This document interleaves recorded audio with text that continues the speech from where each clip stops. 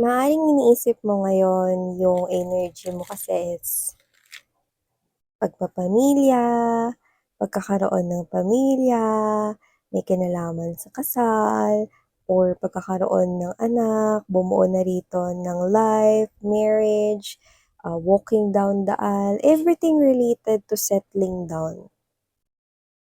Maybe you're wondering if love is really for you, or kung meron bang taong para sa'yo, or this is you are this type of feeling na, I want to be in a committed relationship, like yung panghabang buhay na sana. Yeah. Let's see. What is it really happening here for you guys? Oh, someone's coming, but don't get me wrong. This is not someone here, Yalokatatsi. We have here the Nine of Wands in reverse and the Knight of Wands, which means I do see that there is someone here coming towards you, but this is not a player. I repeat, not a player, but there is a chance na posibleng foreigner siya or may differences kayong dalawa. Okay, just take how this resonates, no? Pero I do see that this person right here will not get tired of dealing with you, or there could be someone here na pwedeng dumating na sa life ng iba sa inyo and you're already connecting and conversing with that person, and you feel na parang ikaw ito na hindi mo nakikita yung sarili mo nahihinto or gugustuhin na itigil yung pakikipag-usap or pakikipag-connect mo sa kanya. So yeah, for a lot of you, marami-rami sa inyo, no, that with the Three of Wands energy, parating pa lang siya rito. But let's see, no? Let's see what the future is telling sa inyo. Yan, no? Let's see what's really happening here for you guys. And who is that individual appearing in your reading? That person could be posibleng higit sa isa yung pinagkakakitaan niya, or baka kayo yun. Let's see.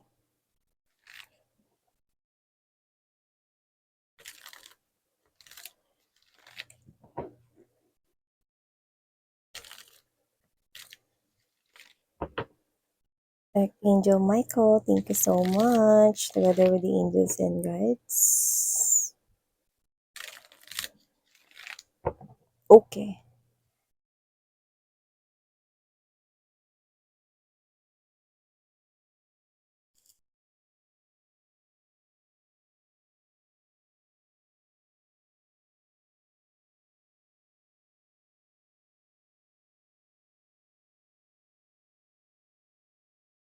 Oh, we have here the sun and the moon. Wow. Baby, baby, you're the sun and moon. Kumanta. We have here the sun and the moon. So this could be a fated connection right here while I'm seeing that. Okay, but let's keep moving. Ilay muna natin lahat ng energy sa ating table before we start. Okay? Napag-usapan pa ito more, no, para sa iyo, collective. So yeah, let me just greet everybody first. Hi and hello there, new subscribers. Ako po si Ian, welcome. At sana magstay po kayo dito here sa aming community.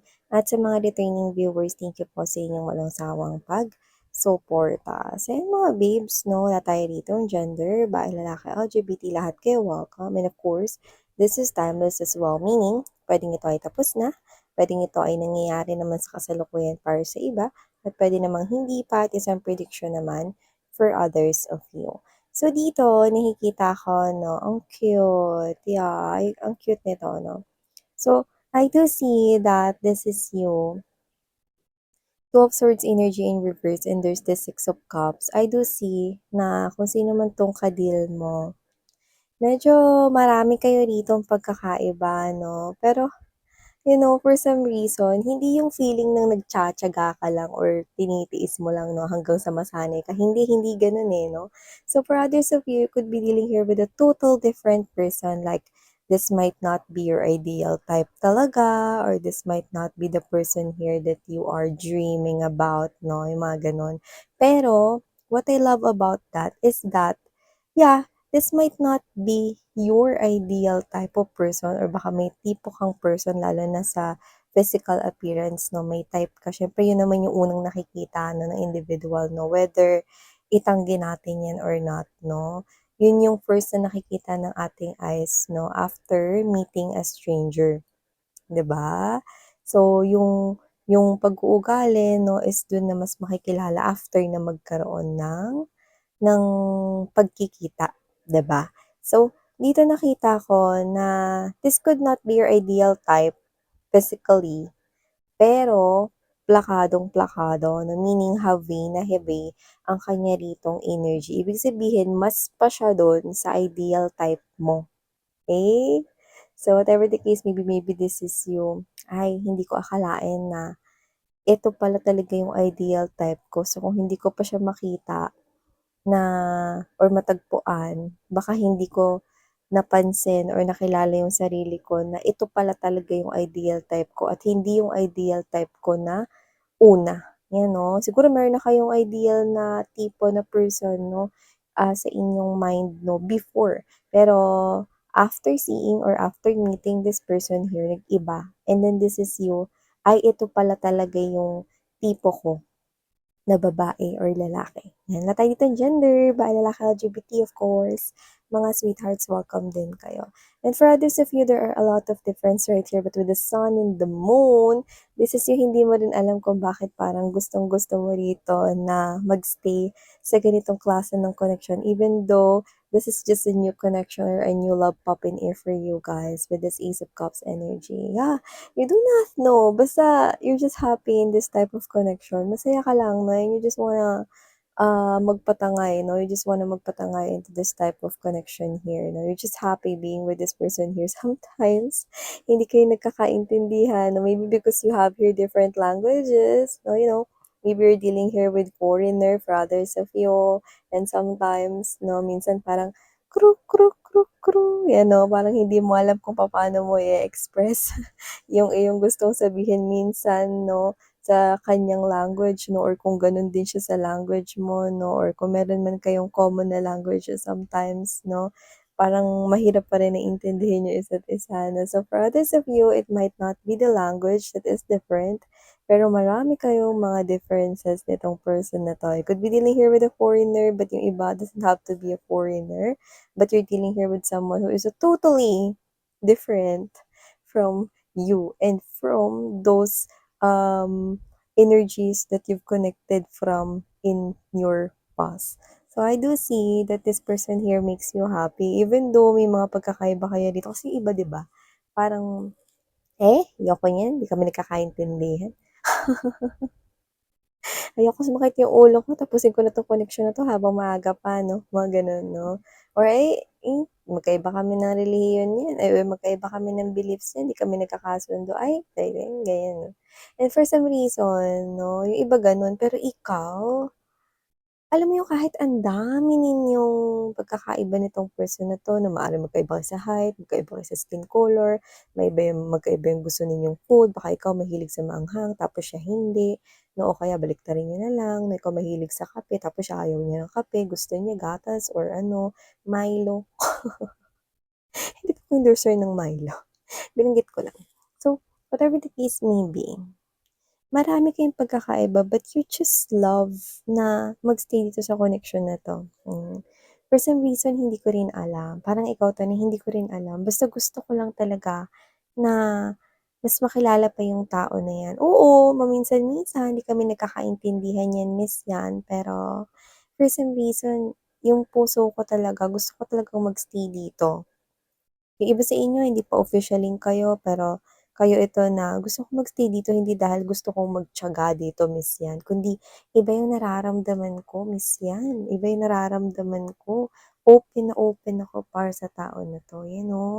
Well, open na open ka nga talaga rito, babe, because that's what I'm seeing from here. You are open in giving into this type of relationship right here or connection because I'm seeing double, you know?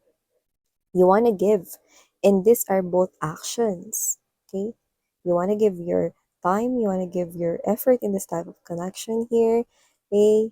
You want to be very open dito sa tao na to, no? Sa self mo. And for some reason, this is new connection right here. Okay? At lumalabas na ito ay isang wish fulfillment and you've manifested this person, by the way. That's why ganyan yung nararamdaman mo. Because the Six of Cups energy is a very soulful energy we're in, even though, hindi ko alam kung paano ko tayo papaliwanag. Basta masaya lang ako, yun na yun. Ano? Ay, hindi ko alam kung, ewan ko, pero basta masaya ako. Ganun. Okay? Basta masaya ako. Yan, no? Parang ganun ka. Parang, hindi ko alam kung paano ko tayo papaliwanag sa salita, pero masaya talaga ako, Miss Yan. Wow, I'm seeing that, no? Parang, just by looking and staring at this person here, masaya na ako. Lalo na pag nag-uusap kami, di mas lalong masaya ako, no? Ikaw to na you do not want to let this connection go, no? So, I'm seeing you right here keeping this connection and continuing na mag-invest dito sa connection na to. This could be a workplace romance for others of you, for a lot of coins that I'm seeing, but it's great because with the presence of coins right here, this is something here that's stable. The equal give and take will remain stable, and I'm seeing that you've manifested this person right here. Okay? Nakita ko rito, no, na posibleng magkaroon rito ng mas malalim na connection that will definitely lead to marriage. I'm seeing two people right here making lagda. You know that lagda signature. Okay. So it could be a marriage contract. Okay. I'm seeing marriage for the both of you guys. And whoever this individual is, yeah, for a lot of you, there is an indication or a high potential that this is someone here who could be living in a different country, okay, different from your country, yan. Or this person here, pwedeng may kinalakihan na ibang mga beliefs, traditions, cultures, ethnicities, race, different state, region, yan. So, whatever the case may be, it doesn't matter. It's not a blockage. You know, at ganun din tong person na to for some reason. Alam niya rin na marami kayong differences pero ayaw niyang i-let go tong connection na to, no? Dahil parehas kayong may nararamdaman na spiritual connection. There's this strong magnetic attraction that pulling ang isa't isa papunta sa isa't isa, no, towards each other. So I do see that there will be success in this type of connection right here. No? And if language here is the problem, nakita ko dito na kayong dalawa is magtuturoan dyan.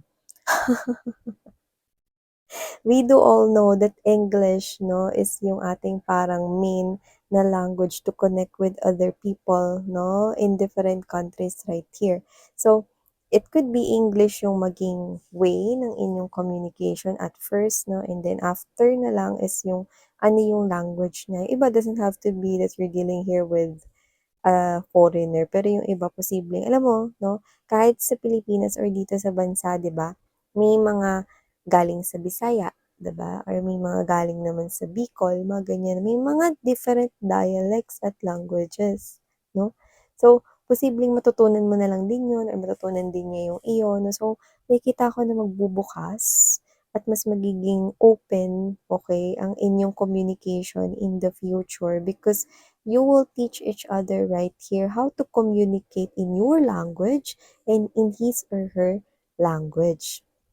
Sisiw na lang yan, mani na lang yan in the future, no? So, ngayon, nakikita ka rito, no, na medyo may struggle rito in expressing your feelings and emotions, no, through words, pero I think plakadong-plakado yung pag-express ninyo ng love and affection to continue this connection sa pamamagitan ng actions and bold movements. So, nakikita ko dito that this person right here, malakas yung energy na makakatuluyan mo siya with the presence of two major arcanas na importante rito.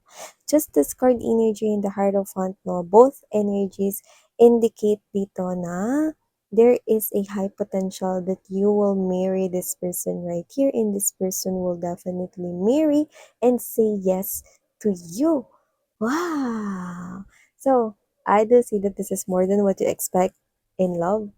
Kasi yung iba sa inyo, no, posibleng kayo to na meron kayong ideal partner na gusto sa inyong mind, but for some reason, yung iba pwede may specific person right here.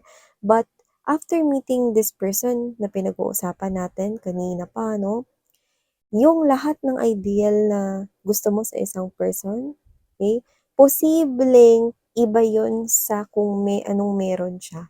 Pero matutuklasan mo na higit pa pala ito sa gusto mo, if you know what I mean. Okay, this is something here positive coming in for you guys.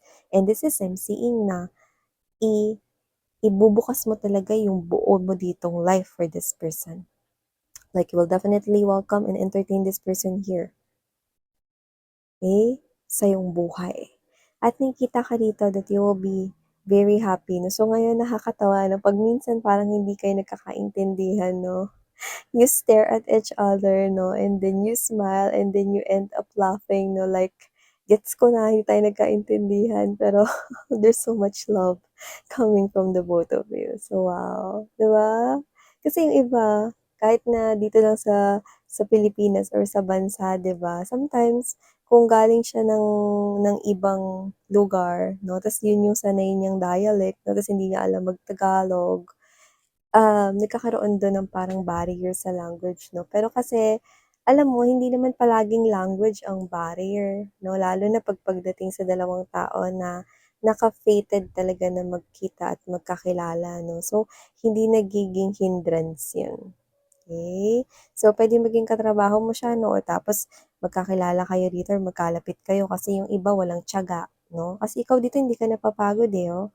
With the Nine of Wands energy in reverse 'no, hindi ka napapagod at wala akong nakikitang pag-aalala sa energy mo 'no, patungkol dito sa individual na 'to 'no, na, "Ay baka mag-fail yung connection namin. Ay baka in the long run, baka mapagod din ako, magsawa din ako dito," 'no. Hindi. This is you, 'no, iba ka sa lahat, 'no. Posibleng iba yung mga katrabaho, example 'no, kung ito yung bago sa inyong company. Walang tiyaga yung mga katrabaho mo like, "Ay ikaw na nga dun magturo kay ano, di ko maintindihan." 'Di ba? So, maaaring magkalapit kayo kasi yung iba walang tiyaga, 'no, na puwedeng turuan siya sa kanyang magiging job, sa kanyang magiging work kung kayo ay nasa isang company or isa lang pinagtatrabahuhan ninyo or maybe isang business, no, 'yan. Or maybe you are both in this type o parehas kayo rito ng pinagkakakitaan pagdating sa pinansyal, 'di ba? Nakikita ka rito na ikaw, for some reason di mo rin alam, eh, magugulat ka rin, eh, 'no? Ay, ang tiyaga ko pala dito, ay teka bakit, 'di ba? Parang ikaw 'to na may hiwagaan ka pero at the same time masaya ako, eh. Parang nahanap ko na yung the one ko, 'yan 'no? And this person right here will appreciate you. Despite of the difference ninyong dalawa, you will both see each other at hindi yun magkakalayo. Like, kapag nakita mo siya na, ay gusto mong pumasok dito sa connection na 'to 'no, na gusto mo rito maging maganda yung flow ng inyong connection, the other person hindi magtatagal, ganun din yung mararamdaman niya sa'yo. Why? Because I do see that what I saw earlier 'no, like a contract na marriage contract, I do pick up that this person right here is your person as well, okay? Na talagang nakatakda for you. So, wow! Okay? So, claim these beautiful messages right here, sweetheart. This is a wish fulfillment. This is the person you've manifested right here, and this person manifested you back. And I do see that this is a connection that will continue to flourish beautifully, and you will end up marrying each other. Both cards right here, major arcanas indicating universe is granting this commitment, no, na magkaroon ng pagtuloy-tuloy na magandang samahan in the future. Your lifetime spouse is coming and welcome this person right here. Actually, i-welcome mo siya rito, no, with open arms, no. Kahit na wala pa siya, mararamdaman mo na ito. At sa pagdating niya at kanyang pagdating dito 'no, hindi ka lalayo rito bagkus nakikita ko na itatapak mo 'no, ang iyong mga paa papunta dito sa taong ito at gayon din siya sa iyo. So thank you so much mga besties. Please do check out other channel. We do also have here other channel. Link is down below the description box. Thank you so much. And muli ako po sa yan, ang inyong psychic medium, Sarah ngayon. Love and light. Annyeong!